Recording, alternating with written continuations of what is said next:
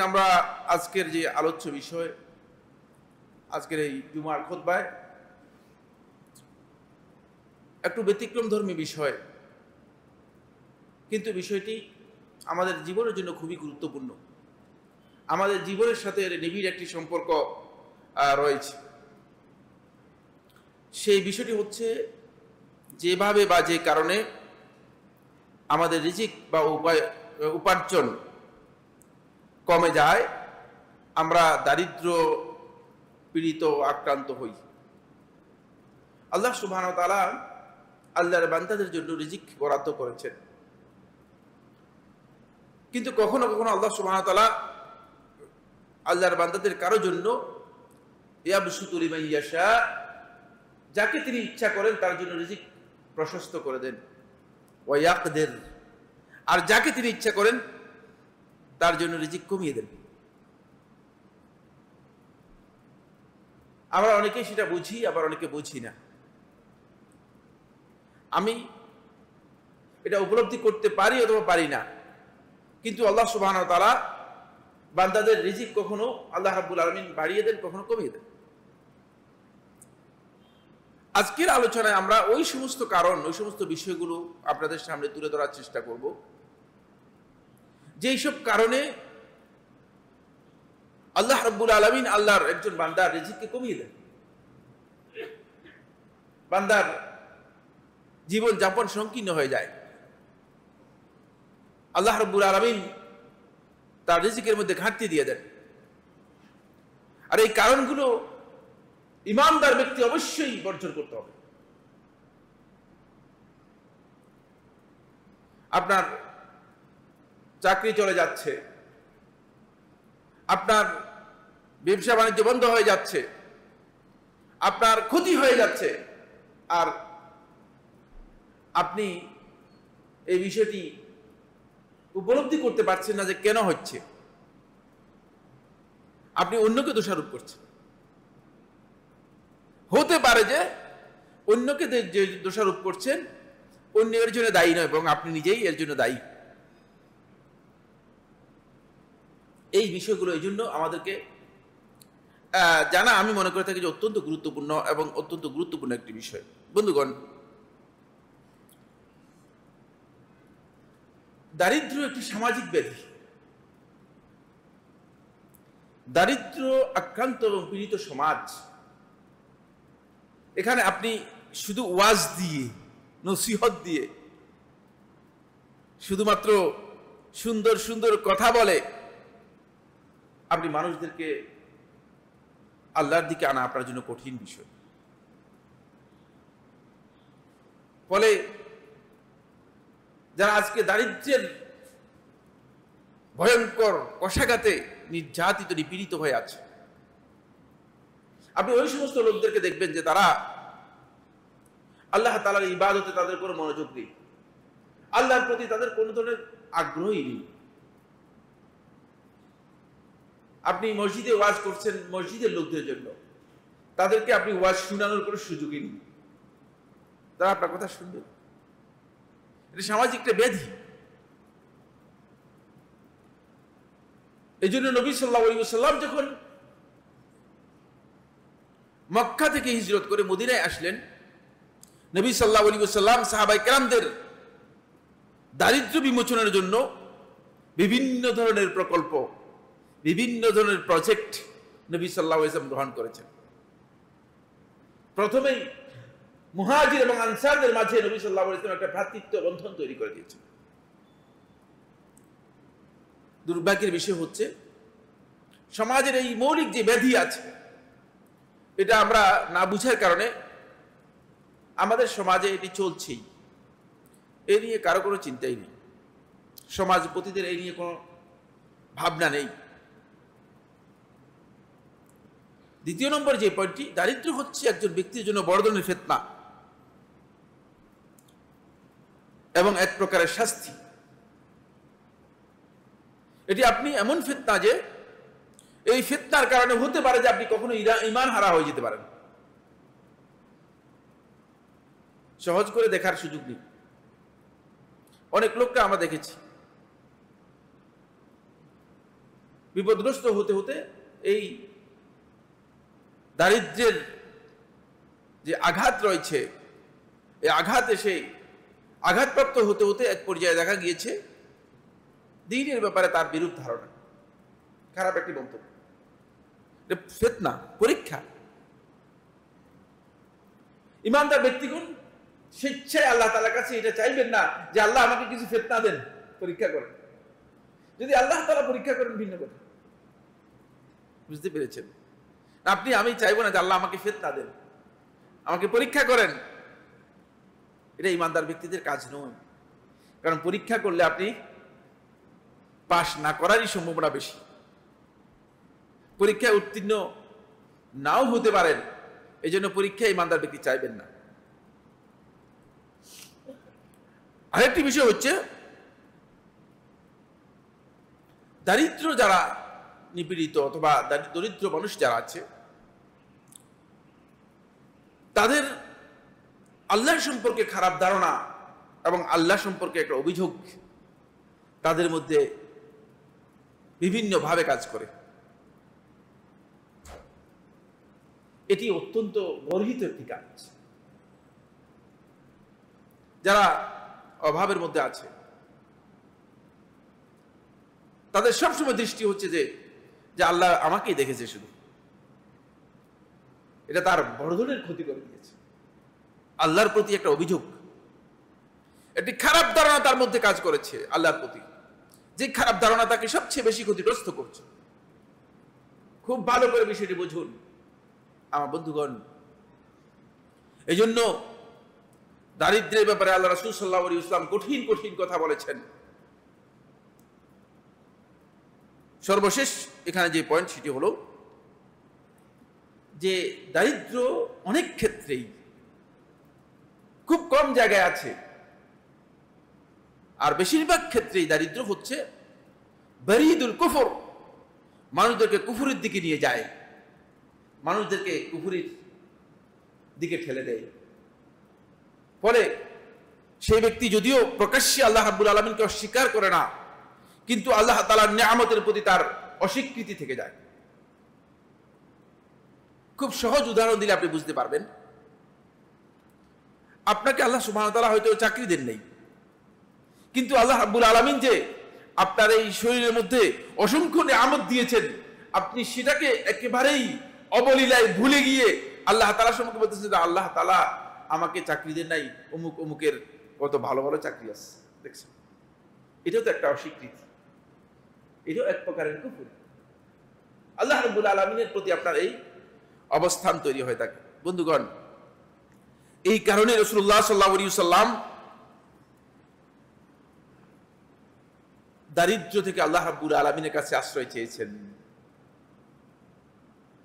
অভাব এবং রিজিকের ঘাটতি থেকে, উপার্জনের ঘাটতি থেকে আল্লাহ রাসূল সাল্লাল্লাহু আলাইহি ওয়াসাল্লাম আল্লাহ রাব্বুল আলামিনের কাছে আশ্রয় চেয়েছেন। রাসূলুল্লাহ সাল্লাল্লাহু আলাইহি ওয়াসাল্লাম এভাবে দোয়া করতেন, আল্লাহুম্মা ইন্নী আউযু বিকা মিন ফিতনাতিল কুফরি ওয়াল ফাকর। হে আল্লাহ, আমি আপনার কাছে আশ্রয় চাই কুফরির ফিতনা থেকে এবং দারিদ্র্যের ফিতনা থেকে। দারিদ্র্যের ফিতনা এত ভয়াবহ, অন্য riwayaতের মধ্যে এসেছে মিন শাররি ফিতনাতিল ফাকর। ফাকর যে শুধু ফিতনা তা নয়, বরং ফাকরের যে ফিতনা, এই দারিদ্র্য যে ফিতনা, এই ফিতনার অনিষ্ট থেকে, কারণ এটা আমার উপর বড় ধরনের অনিষ্ট করতে পারে, আমার বড় ধরনের ক্ষতি করতে পারে। এই ক্ষতি থেকে আল্লাহ আমি আপনার কাছে আশ্রয় চাই। বন্ধুগণ, রাসূলুল্লাহ সাল্লাল্লাহু আলাইহি ওয়াসাল্লাম দারিদ্র থেকে আল্লাহ রাব্বুল আলামিনের কাছে যখন আশ্রয় চেয়েছেন, রাসূলুল্লাহ সাল্লাল্লাহু আলাইহি ওয়াসাল্লাম দারিদ্র্যের সাথে কুফরকে একসাথে করেছেন। আউযু বিকা মিনাল কুফরি ওয়াল ফাকর, কুফরি থেকে এবং ফাকর, দারিদ্র থেকে। ফাকর হচ্ছে দারিদ্র, ফাকরের অর্থ কি? দারিদ্র। কুফরি থেকে এবং দারিদ্র থেকে আমি আপনার কাছে আশ্রয় চাই। খুব ভালো করে খেয়াল করুন, দারিদ্রের সাথে কুফরির সম্পর্ক আছে, কারণ আপনাকে কুফরির দিকে নিয়ে যেতে পারে, এত ভয়াবহ একটি বিষয়। এই জন্য রাসূলুল্লাহ সাল্লাল্লাহু আলাইহি ওয়াসাল্লাম এটাকে একসাথ করে রাসূলুল্লাহ সাল্লাল্লাহু আলাইহি ওয়াসাল্লাম উল্লেখ করেছেন, একসাথ করে উল্লেখ করেছেন।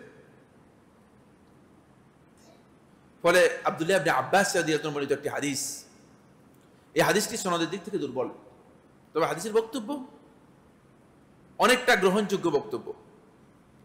হাদিসের যে মূল নির্দেশনা, এই নির্দেশনা শরীয়তের মৌলিক যে ইনস্ট্রাকশন আছে, টেক্সট আছে, বক্তব্য আছে, এই বক্তব্যের পরিপন্থী নয়।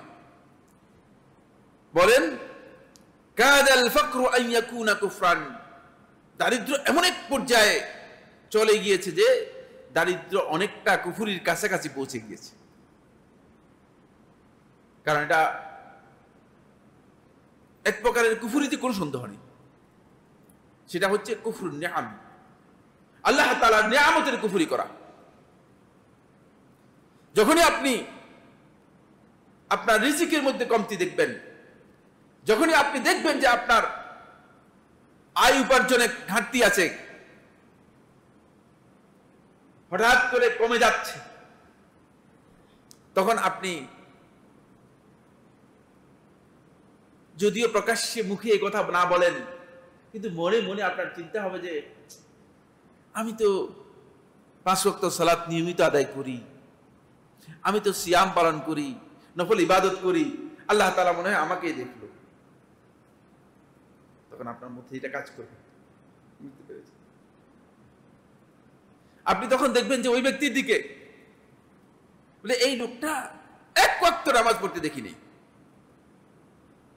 তার এত টাকা, এত কিছু। এটা কুফরুন নিআম, নিয়ামতের অস্বীকৃতি, নিয়ামতের কুফরি। যদিও প্রকাশ্যে কুফরি করেন নাই, কিন্তু অনেকেই প্রকাশ্যে আল্লাহ তাআলার সাথে কুফরি করে বলে আল্লাহ রাব্বুল আলামিন বেইনসাফি করেছে। মাআযাল্লাহ, আল্লাহ তাআলা আমাদের ক্ষমা করুন।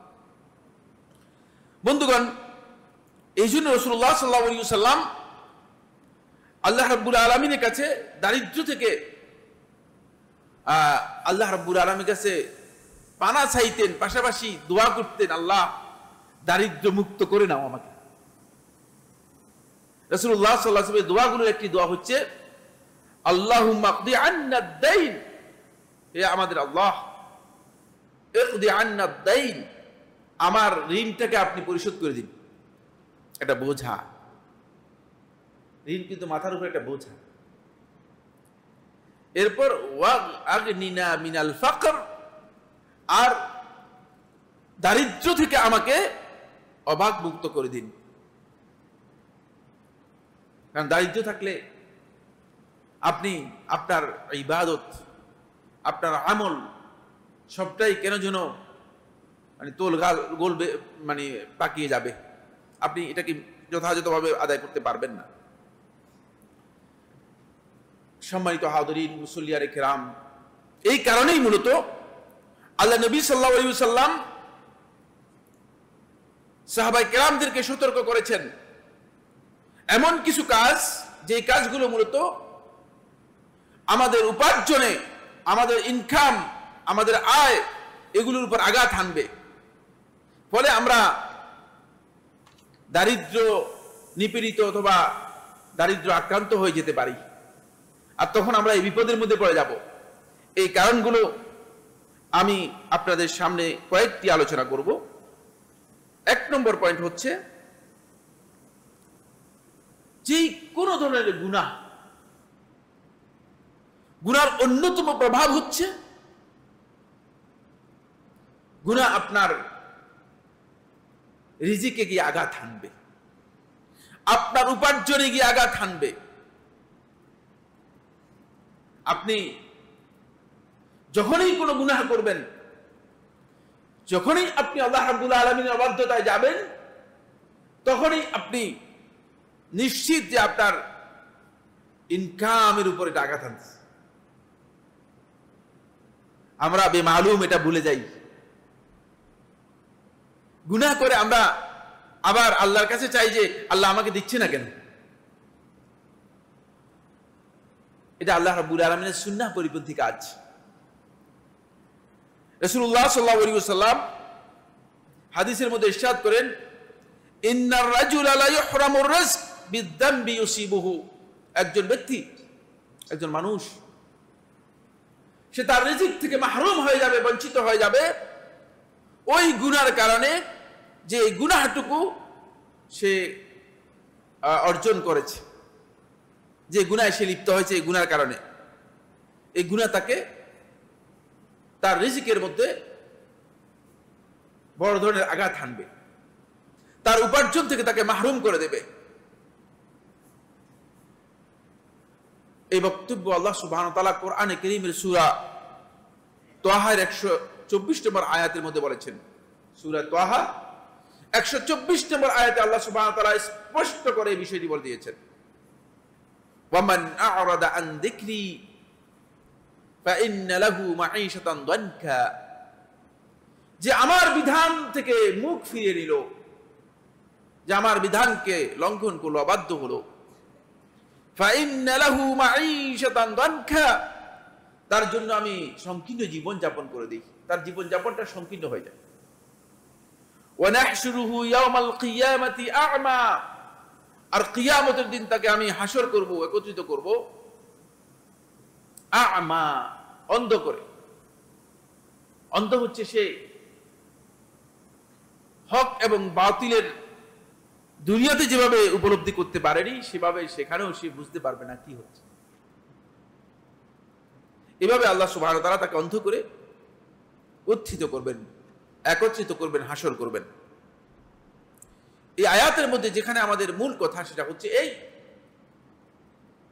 যে গুনাহর কারণে, আল্লাহ রাব্বুল আলামিনের অবাধ্যতার কারণে আমার বন্ধুগণ, আল্লাহ সুবহানাহু ওয়া তাআলা আমাদের জীবন যাপনকে আল্লাহ রাব্বুল আলামিন প্রসন্ন করেন না, বরং সংকীর্ণ করে দেন, সংকীর্ণ করে দেন। দ্বিতীয় নম্বর যে গুনাহ বা দ্বিতীয় নম্বর যে কারণ, যেই কারণে আল্লাহ সুবহানাহু ওয়া তাআলা আল্লাহর বান্দাদের রিজিকের মধ্যে কমতি দেন, সেটি হচ্ছে আত-তাবযীর। তাবযীর হচ্ছে সম্পদের অপব্যবহার করা, সম্পদের অপচয় করা। ইসরাফ এবং তাবযীরের মধ্যে পার্থক্য আছে, দুটোই ইসলামে হারাম। ইসরাফ হচ্ছে অপচয় করা, যেখানে যা খরচ করা দরকার তার চেয়ে বেশি পরিমাণে খরচ করা, এটাকে বলা হয় থাকে ইসরাফ, এটাকে অপচয় বলা হয়। উদাহরণস্বরূপ আমরা বলতে পারি, বিয়ের অনুষ্ঠানে 1 লক্ষ টাকা খরচ করা দরকার, সেখানে যদি 5 লক্ষ টাকা খরচ করেন, তাহলে এটা হচ্ছে কি? অপচয় বা ইসরাফ। তাবযীর হচ্ছে যেখানে যেই টাকা খরচ করার কোনো বৈধতা নেই,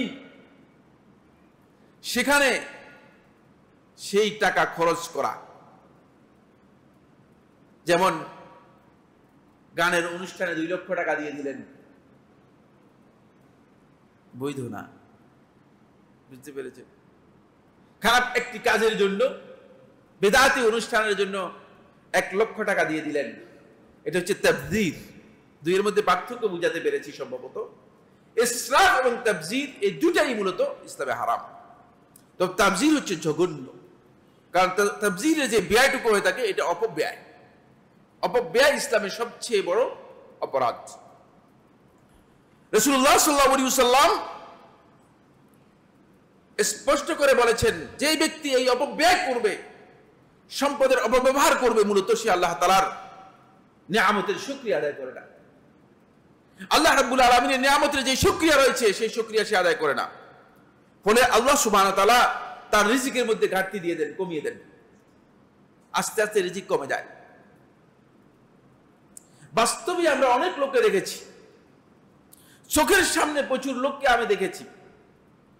2-3টি উদাহরণ আমার চোখের সামনে এখন ভাসতেছে। এরকম অনেক সম্পদের মালিক, সম্পদের অপব্যবহার এবং অপচয় করার মাধ্যমে এমন পর্যায়ে চলে গিয়েছে যে এখন তার রিজিক, নিজের রিজিক নিজে ব্যবস্থা করতে সক্ষম হচ্ছে না। আর এরকম লোক প্রচুর রয়েছে। 3 নম্বর যে পয়েন্টটি, সেটা হলো আমানতের খেয়ানত করা। বন্ধুগণ, আপনি যদি আমানতের খেয়ানত করে থাকেন, আপনার কাছে মনে হচ্ছে যেন আপনি এর মাধ্যমে বড় ধরনের সম্পদশালী হয়ে গিয়েছে। বিশেষ করে যারা বাম হাতের কাজ কারবার করেন, বাম হাতের কাজ আপনার মনে হয় বুঝেন, যারা বাম হাতের কাজ কারবার করেন, ইনকামের সিস্টেম হচ্ছে ডান বামে যা করা যায়, তাদের অনেকের ধারণা হচ্ছে যে তারা মনে হয় যেন সম্পদের দিক থেকে অনেক বেশি সম্পদশালী হয়ে যাচ্ছেন, কিন্তু কাল্লা, কখনো না। আপনি খিয়ানত করার মাধ্যমে, সম্পদের খেয়ানত করার মাধ্যমে অবশ্যই আপনি নিজের রিজিকের উপর হস্তক্ষেপ করছেন। আপনি বুঝবেন না আপনার রিজিক আল্লাহ রাব্বুল আলামিন কখন কমিয়ে দিবেন। আর রিজিক কমিয়ে দেওয়ার বিষয়টি এত একটি পরিচিত বিষয় যে আপনার কাছে কয়েক কোটি টাকা আছে, কিন্তু সকালবেলা একটা রুটি, বিকালবেলা একটা রুটি খাওয়ার অনুমতি আছে, আর খেতে পারেন না। এটাও তো রিজিক কমিয়ে দেয়া। আপনি কিভাবে চিন্তা করেছেন? আমি না মাঝে মধ্যে আমি নিজেই আফসোস করি। একদল লোকদেরকে দেখতে পাই 80 ঊর্ধ্ব বয়স, আর যেভাবে খাচ্ছে তার দিকে তাকিয়ে আমি অনেকবার কথা বলি যে আল্লাহ যে কিভাবে খাওয়াচ্ছেন, রিজিকের মধ্যে কমায় দেননি। আরেকজনের বয়স 40-45 বছর, আমার মতো এরকম, হয়তো একটু পানি অথবা একটু সামান্য কিছু খেতে পারেন, চাও খেতে পারেন না, চায়ের মধ্যে একটু চিনিও দিতে পারেন না। রিজিক কমে যাচ্ছে না? ভালো করে খেয়াল করুন। আপনি আল্লাহকে ব্লেম করতে পারবেন না, নিজেকে ব্লেম করুন। আপনার কারণ হতে পারে।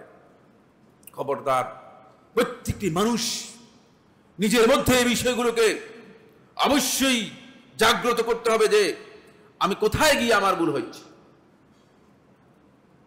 খিয়ানত করলে আপনি হয়তো মনে করেছেন যে আপনার অনেক টাকার মালিক হয়ে গেছে, ব্যাংকে প্রচুর টাকা আছে, কিন্তু আপনি জানেন না ব্যাংকের এই টাকা কোন দিকে চলে যাবে, কোন দিকে চলে যাবে। রাসূলুল্লাহ সাল্লাল্লাহু আলাইহি ওয়াসাল্লাম হাদিসের মধ্যে ইরশাদ করেন, আল আমানাতু তাজলিবুর রিজক, আমানতদারিতা মানুষের রিজিককে বৃদ্ধি করে দেয়। আপনি যদি আমানতদারিতার সাথে আপনার কাজ করেন তাহলে আপনার রিজিক বৃদ্ধি পাবে, আপনার উপার্জন বৃদ্ধি পাবে। ওয়াল খিয়ানাতু তাজলিবুল ফাকর, আর যদি আপনি খিয়ানত করে থাকেন, আপনাকে দায়িত্ব দেওয়া হয়েছে, সরকারি বড় দায়িত্ব পেয়েছেন, কোম্পানির বড় পোস্ট পেয়েছেন, কিন্তু খিয়ানত করেছেন, আপনার কাছে মনে হচ্ছে যেন অনেক টাকা আপনি হাতিয়ে নিতে পেরেছেন, কিন্তু না, এই টাকা আপনার রিজিকের মধ্যে ইনক্লুড হবে না। আপনার রিজিক থেকে আল্লাহ তাআলা বের করে দেবেন। কিভাবে বের করবেন এটা আল্লাহ তাআলা জানেন, আপনার প্রয়োজন নেই। তাজলিবুল ফাকর, এটা আপনার জীবনে দারিদ্র্যকে টেনে আনবে, আপনার রিজিকের মধ্যে কমতি হয়ে যাবে, কমে যাবে। 3 নম্বর পয়েন্ট হচ্ছে, 4 নম্বর পয়েন্ট হলো বন্ধুগণ, সেটি হলো রিজিকের যেই কারণে কমে যায় এর অন্যতম আরেকটি কারণ হচ্ছে সুদি কারবার এবং সুদি লেনদেন করা। ইহুদিরা এটা আবিষ্কার করেছে। আপনারা যারা পৃথিবীর ইতিহাস সম্পর্কে জানেন, আপনাদের জানা থাকার কথা, এই সুদের আবিষ্কার করেছে ইহুদিরা। তারা গোটা বিশ্ববাসীকে এখন এই থিম দিয়েছে, এই চিন্তা দিয়েছে যে সুদ ছাড়া অর্থনৈতিক উন্নয়ন সম্ভব নয়। নাউযুবিল্লাহ। ইসলাম যখন উন্নতির সর্বোচ্চ শিখরে মানুষদেরকে পৌঁছেছিল, তখন গোটা মুসলিম বিশ্ব সুদ থেকে মুক্ত ছিল, সুদি কোনো কারবারই ছিল না। আজও পৃথিবীর মানুষ যদি সত্যিকার সামাজিক নিরাপত্তা চায়, অর্থনৈতিক স্বাধীনতা, শোষণমুক্ত অর্থনীতি চায়, তাহলে অবশ্যই তাদেরকে সুদ মুক্ত হতে হবে। সুদ মুক্ত যদি না হয় তাহলে এটা সম্ভব না। ফলে গোটা বিশ্বে সুদকে এমন ভাবে এস্টাবলিশ করে দিয়েছে। এখন আপনি সুদের বিরুদ্ধে কথা বললে নীতির বিরুদ্ধে কথা বলার মতো হয়ে যাবে, কারণ আপনি তো সুদমুক্ত হতে পারছেন না। সুদ চতুর্দিক থেকে আপনাকে যেভাবে আক্রান্ত করে আছে। ফলে আমার বন্ধুগণ, ভয়াবহ একটি সুদের প্রভাব হচ্ছে, সুদের ক্ষতির দিক হচ্ছে যে সুদ আপনার রিজিককে একেবারেই কমিয়ে দিবে, আপনার রিজিকের মধ্যে বরকত পরিপূর্ণরূপে মিটে দিবে।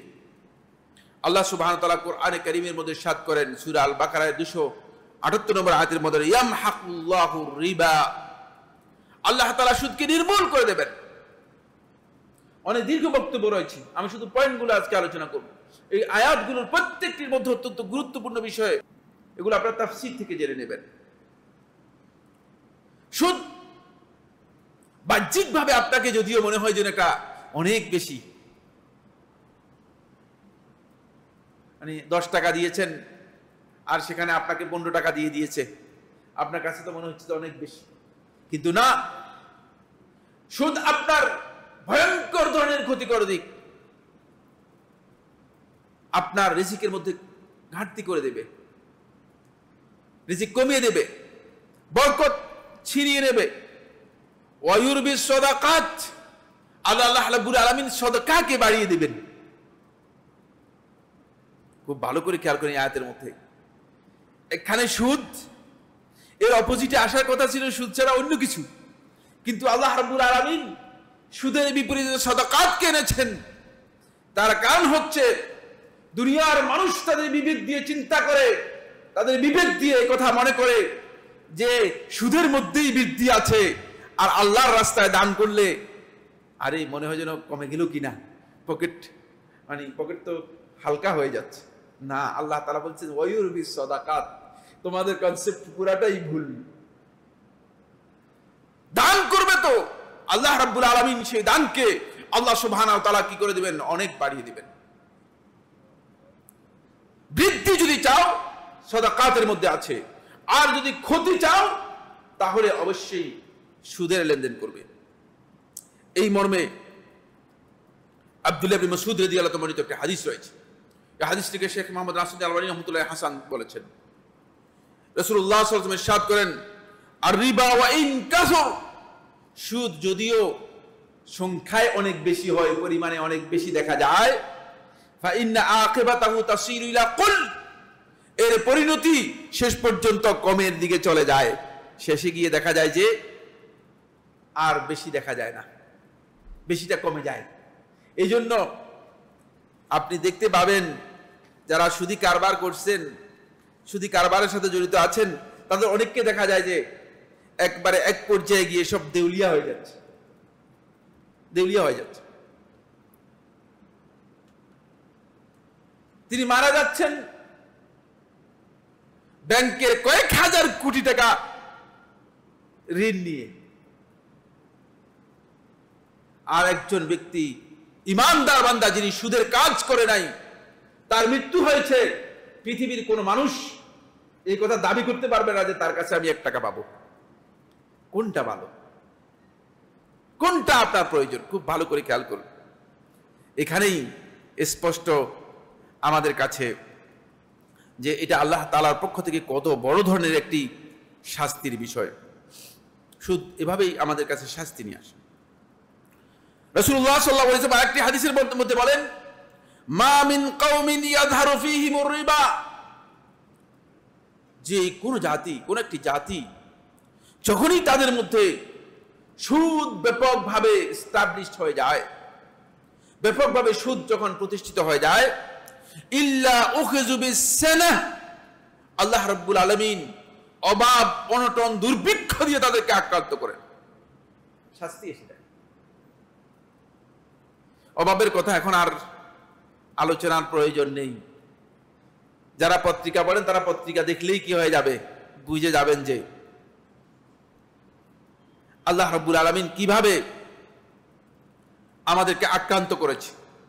ওয়ামা মিন কওমিন ইয়াযহারু ফীহিমুর রিশা, যেই কোন জাতি যদি তাদের মধ্যে ঘুষ এবং ঘুষের যেই অপতৎপরতা এগুলো যখন তাদের মধ্যে এস্টাবলিশড হয়ে যায়, প্রতিষ্ঠা লাভ করে যায়, ইল্লা উখিযু বির-রুব, তাহলে আল্লাহ রাব্বুল আলামিন তাদেরকে নিরাপত্তাহীনতায় আল্লাহ রাব্বুল আলামিন শাস্তি দিয়ে থাকে, নিরাপত্তাহীনতার মাধ্যমে। এখন নিরাপত্তা আছে তো? সামাজিকভাবে নিরাপত্তা পাচ্ছেন তো আপনারা? এগুলো আমাদের সমাজকে ভালো করে বোঝার জন্য চেষ্টা করতে হবে। এরপরে যে পয়েন্টটি সেটা হলো, বন্ধুগণ, আমাদেরকে আমাদের রিজিক থেকে বঞ্চিত করে, রিজিক থেকে আমাদেরকে দূরে সরিয়ে নেয়, রিজিক কমিয়ে দেয়, আমাদের উপার্জনের মধ্যে কমিয়ে দেয় একটি কাজ, সেটা হলো খাদ্যদ্রব্য অবৈধভাবে গুদামজাত করে রাখা, আল-ইহতিকার। এটি একটি দীর্ঘ আলোচ্য বিষয়, ও তো বিস্তারিত আলোচনা আমি যাব না। খাদ্যদ্রব্য আপনার কাছে আছে, কিন্তু অবৈধভাবে আপনি সমাজে অথবা বাজারে একটা সংকট তৈরি করার জন্য, মানুষদেরকে কষ্ট দেওয়ার জন্য আপনি সেটাকে যদি গুদামজাত করে রেখে দেন, এই কাজটি আপনি হয়তো মনে করেছেন যে এর মাধ্যমে আপনার আল্লাহ তাআলা রিজিক বাড়িয়ে দিবেন। না, এর মাধ্যমে আপনার ক্ষতি হবে, এর মাধ্যমে ক্ষতি হবে, রিজিক কমে যাবে। রাসূলুল্লাহ সাল্লাল্লাহু আলাইহি ওয়াসাল্লাম বলেছেন, মান ইহতাকারা আলাল মুসলিমিনা তাআমান, যে ব্যক্তি মুসলিমদের খাদ্য আটকে রেখে গুদামজাত করে তাদেরকে কষ্ট দিল, দরাবাহুল্লাহু বিল জুসামি ওয়াল ইফলাস, আল্লাহ রাব্বুল আলামিন তাকে দুটি জঘন্যতম শাস্তি দিয়ে থাকেন। একটি হচ্ছে তাকে একটি ভয়ঙ্কর কুষ্ঠের মতো একটি ভয়ঙ্কর রোগে তাকে আল্লাহ সুবহানাহু ওয়া তাআলা আক্রান্ত করে দেন, ওয়াল ইফলাস, এবং তাকে দেউলিয়া করে দেন। ইফলাস হচ্ছে দেউলিয়া করে দেন, আর্থিকভাবে তাকে কপর্দক্ষীণ করে দেয়, আর্থিক সংকটের মধ্যে সে পড়ে যায়, দারিদ্র তার জন্য অবধারিত হয়ে যায়। সে হয়তো মনে করেছে যে এরকম বহু কোম্পানি আছে যারা দেউলিয়া হয়ে গেছে, এখন তো কোম্পানির কথা বলার দরকার নেই, রাষ্ট্র পর্যন্ত দেউলিয়া হয়ে যাচ্ছে। আপনারা আমার চেয়ে ভালো জানেন। তার কারণ হচ্ছে এই যে কাজগুলো, যেগুলো অবাধ্যতার কাজ, সে অবাধ্যতার কাজগুলোর কারণে এই অবস্থা হচ্ছে। এরপরে সময় আমাদেরকে সহযোগিতা করবে না। এরপরের কাজ হচ্ছে যাকাত দিতে যারা অস্বীকার করবে বা যারা যাকাত আদায় করবে না। যারা যাকাত অস্বীকার করবে তারা কাফেরই হয়ে যাবে। আর যারা যাকাত স্বীকার করে, যাকাত ফরজ মনে করে কিন্তু যাকাত আদায় করে না, তাদের জন্য আল্লাহ সুবহানাহু ওয়া তাআলা রিজিককে সংকীর্ণ করে দেবেন এবং আল্লাহ রাব্বুল আলামিন অনেকগুলো শাস্তি এর জন্য নির্ধারণ করেছেন। আলোচনা করার সময় নেই, শুধু পয়েন্টগুলো বলে যাব। এরপরে যে পয়েন্টটি সেটা হলো, বন্ধুগণ, যারা আল্লাহ রাব্বুল আলামিনের নিয়ামতকে অস্বীকার করবে, খেয়াল রাখতে হবে, আপনি যতই বিপদে থাকেন, আল্লাহ রাব্বুল আলামিন অসংখ্য নিয়ামত আল্লাহ তাআলা আপনাকে দিয়েছেন, সেই নিয়ামতগুলোকে সবসময় স্মরণ করবেন। আল্লাহ রাব্বুল আলামিনের নিয়ামতকে অস্বীকার করা, এটা আল্লাহ তাআলার কাছে সবচেয়ে ভয়ঙ্কর অপরাধ। আপনার এই দেহের মধ্যে শুধুমাত্র যদি একটি নিয়ামত, মানে শুধুমাত্র দুটি চোখ থাকে, আপনি মনে করেন গোটা পৃথিবীর যত সম্পদ আছে তার চেয়ে বেশি নিয়ামত আল্লাহ সুবহানাহু ওয়া তাআলা আপনাকে দিয়েছেন। কেন আপনি অস্বীকার করতেছেন? কেন আপনি অস্বীকার করতেছেন? প্রশ্নই আসে না যে আপনি আল্লাহ তাআলার নিয়ামতকে এইভাবে অস্বীকার করতে পারেন। ফলে এই বিষয়গুলোকে আব্দুল্লাহ ইবনে আব্বাস রাদিয়াল্লাহু আনহু বর্ণিত একটা riwayat-এর মধ্যে এসেছে, কেউ কেউ হাসান বলেছেন, কেউ কেউ এটাকে দাঈফও বলেছেন, কিন্তু এর বক্তব্যগুলো অত্যন্ত গুরুত্বপূর্ণ। তাই আমি আপনাদের সামনে শুধুমাত্র মূল কথাটুকু বলছি। ওয়া ইন্না লিসাইয়্যাতি সাওয়াদান ফিল ওয়াজহ, গুনাহ যদি কেউ করে থাকে, অপরাধ করে থাকে, অপরাধ মানুষের মুখকে মলিন করে দেয়। ওয়া যুলমাতুন ফিল কলব, অন্তরের মধ্যে অন্ধকার তৈরি করে। অন্তর যখন পরিষ্কার হয় তখন আপনি অনেক দূর দেখতে পাবেন, অন্তর্দৃষ্টি আপনার অনেক দূর পর্যন্ত যাবে। আর অন্তর যখন অপরিচ্ছন্ন হয়ে যাবে অন্ধকারাচ্ছন্ন হয়ে যাবে, তখন আপনি সামনেও ভালো জিনিস দেখতে পাবেন না। ওয়াহনান ফিল বাদন, শরীরের মধ্যে দুর্বলতা এসে যায়, শরীরের মধ্যে ঘাটতি এসে যায়। আল্লাহ রাব্বুল আলামিন শরীরের মধ্যে কমতি দিয়ে দেন। ওয়া নাকসান ফির রিজক, রিজিকের মধ্যে ঘাটতি দিয়ে দেন, রিজিক কমে যায়। ইচ্ছা করলেও আপনি কি করতে পারবেন না, রিজিক নিতে পারবেন না। ওয়া বুগদান ফি কুলুবিন নাস, এবং মানুষের অন্তরের মধ্যে আপনার প্রতি ঘৃণা আল্লাহ রাব্বুল আলামিন দিয়ে দেন। খুবই গুরুত্বপূর্ণ, অনেক দীর্ঘ আলোচনা। এরপরের পয়েন্ট হচ্ছে বন্ধুগণ, আয-জিনা, ব্যভিচার। এটাও ভয়ঙ্কর অপরাধ, অনেক দীর্ঘ একটি বক্তব্য রয়েছে। এর মাধ্যমে মূলত আল্লাহ রাব্বুল আলামিন মানুষের রিজিককে কমিয়ে দেন, উপার্জন কমিয়ে দেন। এরপরের পয়েন্ট হচ্ছে আল হুকমু বিগাইরি মা আনজালাল্লাহ, আল্লাহর বিধান বাদ দিয়ে নিজের মন গড়া মানুষের তৈরি করা বিধান দিয়ে বিচার ফয়সালা করলে রিজিক আল্লাহ রাব্বুল আলামিন তুলে নেন, কমিয়ে দেন, রিজিক কমিয়ে দেন। এরপরের পয়েন্ট হচ্ছে যেটি, সেটা হলো আল হাসাদ, অন্যকে হিংসা করা। হিংসা, আপনি মনে করেছেন যে হিংসুক ব্যক্তি মনে করেছে যে তার এর মাধ্যমে মনে হয় যেন তার রিজিক বেড়ে যাবে, তার কাছে অতিরিক্ত নিয়ামত এসে যাবে, না, বরং নিয়ামত থেকে সে বঞ্চিত হয়ে যাবে, নিয়ামত থেকে সে বঞ্চিত হয়ে যাবে। এগুলো সবগুলো দীর্ঘ বক্তব্য রয়েছে। এরপরের পয়েন্ট 10 নম্বর হচ্ছে মিথ্যা শপথ করা। ব্যবসায়ীরা দেখা যায় যে মিথ্যা শপথ করে তার মাল মানুষদেরকে গছিয়ে দেওয়ার জন্য চেষ্টা করেন। খবরদার, খবরদার। এটি আপনি মনে করেছেন যে মিথ্যা শপথের মাধ্যমে হয়তো আপনি আপনার ব্যবসা চালু করে ফেললেন, না, ব্যবসা চালু করেন নাই, ব্যবসার ক্ষতি করেছেন। আপনি বুঝতে পারেন নাই যে ব্যবসার কি ক্ষতি আপনি করেছেন। এরপরে যে পয়েন্টটি, সেটা হলো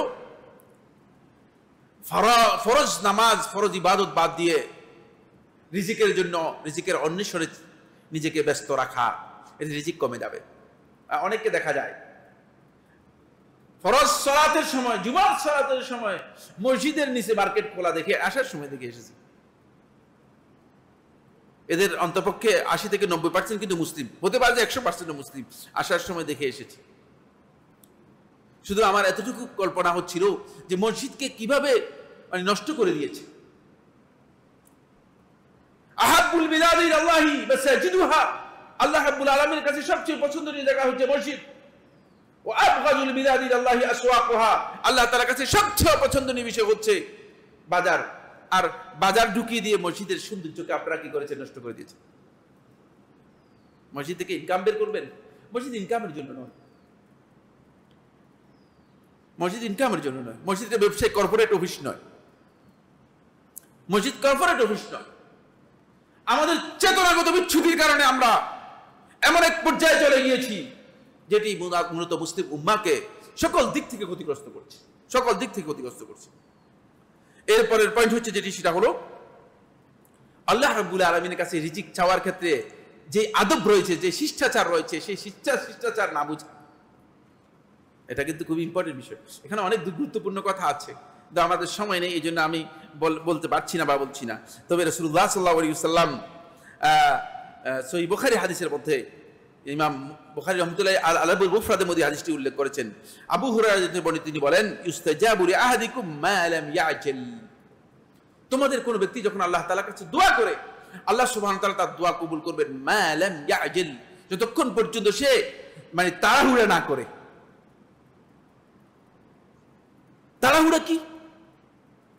আমরা দোয়া করি আর তাড়াহুড়া করি, ফলে এটা দোয়ার আদবের পরিপন্থী। ফায়াকুলু, সে এভাবে বলে, কাদদাউতু ফালাম ইউস্তাজাব লি, আমি দোয়া করছি, অনেক দোয়া করছি, ফালাম ইউস্তাজাব লি, আমার দোয়া কবুল হয় নাই। এই ব্যক্তি আসলে দোয়া কবুল হবে না, এই রিজিক থেকে বঞ্চিত হয়ে যাবে। আল্লাহ রাব্বুল আলামিনের সাথে যে তাআদ্দুব, যে আদব, শিষ্টাচার দেখানোর কথা ছিল, সেই শিষ্টাচার আল্লাহ রাব্বুল আলামিনের কাছে সাথে দেখাতে পারেনি, সেই শিষ্টাচার দেখাতে পারেনি। ফলে আল্লাহ সুবহানাহু ওয়া তাআলা এর কাছে আমরা যখন রিজিক চাইব, তখন আল্লাহ রাব্বুল আলামিনের কাছে ওই রিজিক আমরা চাই, যে এই রিজিকটুকু আমাদের জন্য আল্লাহ তাআলা কল্যাণকর রয়েছে, সেই রিজিক যেন চাই। বলে এই জন্য আল্লাহ রাসূল সাল্লাল্লাহু আলাইহি ওয়াসাল্লাম আমাদেরকে একেবারেই ফজরের পরে রাসূলুল্লাহ সাল্লাল্লাহু আলাইহি ওয়াসাল্লাম একটা দোয়া শিক্ষা দিয়েছেন, যেখান থেকে আপনার রিজিকের তলব শুরু হবে।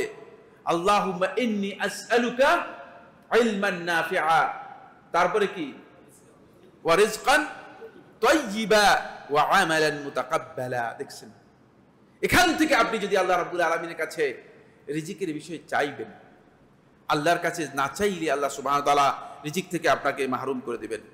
এরপরে আমি বন্ধুগণ আরেকটি বিষয়, আমি এই বিষয়ে যখন পড়ালেখা করছিলাম, সেটা হচ্ছে এই শিয়াদের কিতাবের মধ্যে দেখি শিয়ারা কাফির মধ্যে উল্লেখ করেছে, তারা জাফর সাদেকের নাম দিয়ে এবং মোহাম্মদ আল বাকের রাহিমাহুল্লাহ তাআলা এদের নাম দিয়ে কিছু মিথ্যা কথা উল্লেখ করেছে, যেগুলো আমাদের সমাজের মধ্যে উল্লেখ আছে আর মানে বেশি প্রচলিত আছে।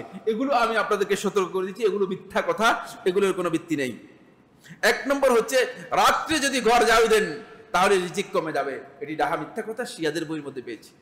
এটা আমি এই জন্য বলে দিচ্ছি যে এগুলো কোত্থেকে এসেছে, এগুলো কুসংস্কার এবং এগুলো কোত্থেকে এসেছে এটি আপনাদেরকে বোঝানোর জন্য। যদি ঘরের মধ্যে মাকড়াসার জাল দেখেন তাহলে বলবেন যে এখানে রিজিক কমে যাবে, মাকড়াসার জাল রেখে দিলে রিজিক কমে যাবে। ফলে দেখবেন যে মহিলাদেরকে দেখেন মাকড়াসার জাল দেখলেই মানে, এগুলো শিয়াদের বক্তব্য, শিয়াদের কিতাব থেকে কাফি থেকে উল্লেখ করতেছি। যদি আপনি অপবিত্র অবস্থায় ভক্ষণ করেন অথবা খান অথবা খাবার তৈরি করেন তাহলে রিজিক কমে যাবে, এগুলো ডাহা মিথ্যা কথা। সময় আর সহযোগিতা করেনি, 3টি বললাম, এখানে 18টি বা 20টি রয়েছে। এর পরের পয়েন্টে চলে যাচ্ছি, পরের পয়েন্টে আরো গুরুত্বপূর্ণ, সেটা হচ্ছে এই এতক্ষণ পর্যন্ত যা বললাম। এখন আপনারা যে কোনো একজন আমাকে দাঁড়িয়ে হয়তো প্রশ্ন করে দিতে পারেন, বলতেন যে আপনি যেগুলো বলছেন এগুলো আসলে কোনো মিল নেই, বাস্তবে তো এগুলো দেখি না। আল্লাহ তাআলা নাফরমানি করে যাচ্ছে, আল্লাহ রাব্বুল আলামিনের বিধানকে লঙ্ঘন করে যাচ্ছে, বরং আল্লাহকে স্বীকারই করতেছে না। তারাই তো দিব্যি সুন্দর জীবন যাপন করতেছে, তাদের অবস্থা এমন যে তাদের গাড়ি বাড়ি অর্থ সম্পদ প্রাচুর্য এগুলো এত বেশি যে এগুলোর বহর আমরা শুধু দেখে যাচ্ছি, ঠিক না? এটা তো প্রশ্নই। তাহলে রিজিক তাদের কমিয়ে দিল কোথায়? বরং রিজিক তো তাদেরকেই দেওয়া হচ্ছে দেখা যায়। আপনার এই কথা ঠিক নয়, রিজিক তো তারাই পাচ্ছে, রিজিক তো তাদেরকেই বাড়ি দেওয়া হচ্ছে যারা আল্লাহ রাব্বুল আলামিনের অকৃতজ্ঞ হচ্ছে, যারা আল্লাহর বিধানকে লঙ্ঘন করছে, যারা আল্লাহ রাব্বুল আলামিনের প্রতি আনুগত্য স্বীকার করছে না। তাহলে আপনার এই বক্তব্য এখানে কোথায়, এর মধ্যে কোথায় ঘাটতি আছে? এটা অবশ্যই প্রশ্ন হবে। এই জন্য এই প্রশ্নের উত্তর আমি অবশ্যই দিয়েই দিতে হবে। এই কারণে আমি এই বিষয়টি আলোচনা করেছি। বন্ধুগণ, 1 নম্বর বিষয় হচ্ছে, যদি আল্লাহ সুবহানাহু ওয়া তাআলা আল্লাহর কোন বান্দাকে আল্লাহ রাব্বুল আলামিনের নাফরমানি অবস্থায়, আল্লাহর বিধান লঙ্ঘন করা অবস্থায় আল্লাহ রাব্বুল আলামিন তার জন্য যদি তার রিজিককে ঢেলে দেন, প্রশস্ত করে দেন, অবারিত করে দেন, তাহলে এটা আল্লাহর পক্ষ থেকে ইস্তেদরাজ, আল্লাহর পক্ষ থেকে তাকে শাস্তির দিকে নিয়ে যাওয়া হচ্ছে। এটাকে ইস্তেদরাজ বলা হয়। খুব ভালো করে খেয়াল করুন। এই হয়তো মনে করছে যে আমার মাশাআল্লাহ, আল্লাহ আমার উপরে সন্তুষ্ট হয়ে আমাকে কি করতেছেন, আমাকে ছেড়ে দিচ্ছেন। এটা আল্লাহ তাআলার অসন্তুষ্টির লক্ষণ। আল্লাহ রাব্বুল আলামিন শাস্তির দিকে তাকে নিয়ে যাচ্ছেন, ইস্তেদরাজ করে দিচ্ছেন। সানাস্তাদরিজুহুম মিন হাইসু লা ইয়ালামুন। আল্লাহ তাআলা কোরআনে কারীমের মধ্যে বলছেন, এমন দিক থেকে তাদেরকে আস্তে আস্তে করে ছেড়ে দেব, তারা বুঝতে পারবে না, আবার তাদেরকে টেনে নিয়ে আসবে। এটা হচ্ছে আল্লাহর পক্ষ থেকে ইস্তেদরাজ। 2 নম্বর বিষয় হচ্ছে, আমার বন্ধুগণ, রিজিকের প্রকৃত বরকত ও প্রশান্তি তাদের কাছ থেকে এমন ভাবে আল্লাহ সুবহানাহু ওয়া তাআলা উঠিয়ে নিয়ে যান যে শুধুমাত্র সম্পদের ছড়াছড়ি, ব্যাপকতা ছাড়া, মানে সম্পদ এ নিয়ে তার একটা বিরাট বোঝা ছাড়া আর কিছুই তার কাছে নেই। প্রচুর লোককে আমি দেখেছি, অনেক টাকার মালিক, সম্পদের মহা বোঝা তার মাথার মধ্যে নিয়ে এমনকি রাত্রে ঘুমাতেও পারে না, রাত্রে ঘুমনি, এমন অশান্তি সম্পদ তার মধ্যে তৈরি করেছে। এটা আল্লাহ সুবহানাহু ওয়া তাআলার আরেকটি দিক। আল্লাহ রাব্বুল আলামিন তাদেরকে এইভাবে করেন, সম্পদ দিয়ে তাদেরকে বোঝা দিয়ে দেন। এটা এক প্রকারের আযাব আল্লাহর পক্ষ থেকে। বলে আল্লাহ সুবহানাহু ওয়া তাআলা তাদেরকে এর মধ্যে ব্যস্ত করে দেন। আল্লাহ রাব্বুল আলামিন এই বোঝার মধ্যে তাদেরকে ঠেলে দেন। আরেকটি বিষয় খুবই গুরুত্বপূর্ণ, পরীক্ষা, পাস ফেল, শাস্তি, ধমক, এটা তো ওই ব্যক্তির জন্য যে ব্যক্তি মূলত স্কুলে ভর্তি হয়েছে। যে স্কুলে ভর্তি হয়েছে সে কিন্তু পরীক্ষা পাস করবে কি ফেল করবে এই প্রশ্ন আসবে, কিন্তু স্কুলে যে আসে নাই তার পরীক্ষাও নেওয়া হয় না, তার পাস ফেলের প্রশ্নই আসে না। কারণ আল্লাহর বান্দা যে ব্যক্তি আল্লাহ তাআলার কাছে এসে বান্দা হিসেবে স্বীকৃতি গ্রহণ দেয়নি, তাকে আল্লাহ রাব্বুল আলামিন পাশ ফেলের দিকে আনবেন না। সে আল্লাহ রাব্বুল আলামিনের কমন যেই রহমত আছে, সেই রহমত তার প্রচেষ্টার মাধ্যমে সে কি করবে, ও আন লাইসা লিল ইনসানি ইল্লা মা সাআ, তার চেষ্টা অনুযায়ী সে সেটা কি করতে পারবে, সেটাকে অ্যাচিভ করতে পারবে। ফলে এই কারণেই সে সেটা পাচ্ছে, যেহেতু আল্লাহ তাআলার কমন রহমত আল্লাহর খালকের উপর রয়েছে। আল্লাহ রাব্বুল আলামিন এই মসজিদে 5 ওয়াক্ত সালাত যে ব্যক্তি নিয়মিত আদায় করে, তার জমিনের মধ্যে মানে 20 মণ দান হয়, আর যে ব্যক্তি কাফের তার জমিনের মধ্যে 10 মণ হয়, এমন কিছু করেন কিনা? না, এটা আল্লাহ তাআলার সুন্নাহের পরিপন্থী, এটা আল্লাহ তাআলার সুন্নাহের পরিপন্থী। ফলে আল্লাহ রাব্বুল আলামিন কোরআনের মধ্যে বলে দিয়েছেন, ফামাহিলিল কাফিরিনা আমহিলহুম রুওয়াইদা, আপনি কাফেরদেরকে কিছু সুযোগ দিন। এটা হলো সুযোগ, বুঝতে পেরেছেন? সুযোগটা এই জায়গায় তারা পেয়েছে, কুলু ওয়া তামাত্তাউ কালিলান ইন্নাকুম মুজরিমুন, কারণ তোমাদেরকে কয়েকদিন খাবার কিছু সুযোগ দিব, অল্প কিছুদিনের সুযোগটুকু পাবে। আমার বন্ধুগণ, সর্বশেষ যে পয়েন্টটি সেটা হলো এই, দুনিয়ার সম্পদ এবং দুনিয়ার যে চাকচিক্য আছে, রাজনিয়ামত আছে, এগুলো মানুষের ইমানদার ব্যক্তিদের জন্য সফলতার মানদণ্ড নয়। ইমানদার ব্যক্তিকে বুঝতে হবে তার রিজিকের এবং সফলতার মানদণ্ড হচ্ছে তিনি কতটুকু নিজের জীবনে জীবন যাপন করতে পেরেছেন, যেখানে শান্তি, নিরাপত্তা এবং আল্লাহ তাআলার ভালোবাসা রয়েছে। এটা হচ্ছে সফলতার মানদণ্ড দুনিয়ার জীবনে। আর আখিরাতের জীবনে তাদের সফলতার মানদণ্ড হচ্ছে জাহান্নামের আগুন থেকে নিজেকে রক্ষা করতে পেরেছে কিনা, জান্নাত লাভ করতে পেরেছে কিনা, এটা হচ্ছে তার সফলতার মানদণ্ড। সুতরাং সফলতার মানদণ্ড বেঈমানদের কাছে যেটি হবে, ইমানদারদের কাছে সেটি হবে না। এজন্য ইমানদার ব্যক্তিদের রিজিক আর বেঈমানের রিজিক এক ধরনের নয়, এক ধরনের নয়। আল্লাহ সুবহানাহু ওয়া তাআলা আমাদের সবাইকে যে বিষয়গুলো আমরা আলোচনা করেছি সেগুলো বুঝার তৌফিক দান করুন। বন্ধুগণ, রিজিক উপার্জন আমাদেরকে করতে হবে, কিন্তু এমন ভাবে নয় যে এই উপার্জন আল্লাহ রাব্বুল আলামিন আমার জন্য আপনার জন্য বৈধ করেনি, এমন ভাবে আমাদের উপার্জন হবে না। আর আমার উপার্জনে ক্ষতি হবে, আমার রিজিক কমে যাবে, এমন কাজগুলো শুধুমাত্র আমি আপনাদের সামনে আলোচনা করেছি। এই কাজগুলো আমাদেরকে বর্জন করার জন্য চেষ্টা করতে হবে। যদি আমরা এগুলো পরিহার করতে না পারি, তাহলে দেখবেন যে রিজিক আপনার সামনে আছে, কিন্তু এই রিজিক থেকে আপনি উপকৃত হচ্ছেন না। আপনি এই রিজিক থেকে যতটুকু আপনার দরকার সেটা গ্রহণ করতে পারছেন না। আকুলু কাউলি হাযা লি ওয়া লাকুম ফাস্তাগফিরুল্লাহ লি ওয়া লাকুম ফাস্তাগফিরুহু ইন্নাহু ওয়াল গফুরুর রহিম।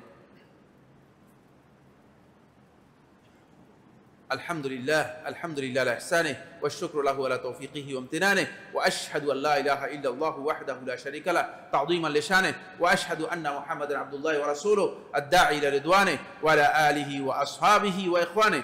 عباد الله رحمكم الله، إن الله أمركم بأمر كريم ألا وهو الصلاة والسلام على النبي الكريم، فقال في محكم التنزيل إن الله وملائكته يصلون على النبي يا أيها الذين آمنوا صلوا عليه وسلموا تسليما.